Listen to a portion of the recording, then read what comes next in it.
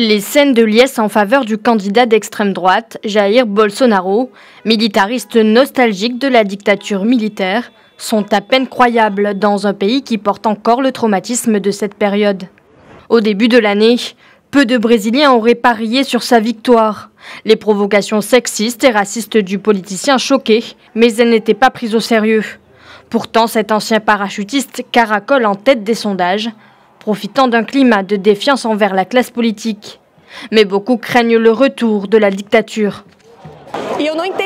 Nous sommes là pour dire non à la dictature et oui à l'amour. Nous devons être vent debout et choisir un président qui nous offrira un avenir meilleur. Réduction de la dette de 20% au moyen de privation, abaissement de la majorité pénale de 18 à 17 ans ou encore assouplissement de la législation sur le port d'armes.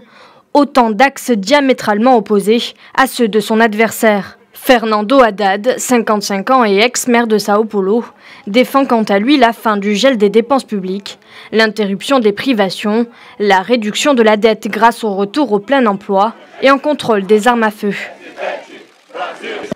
Ce pays vaut mieux que Bolsonaro.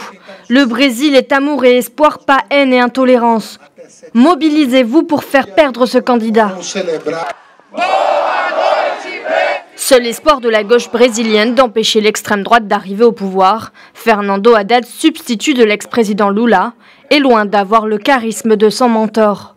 Crédité de 44% des suffrages dans le dernier sondage, contre 56% pour le favori Jair Bolsonaro, ce fils d'immigrés libanais n'a pour l'instant pas réussi à former le front républicain pour renverser la vapeur.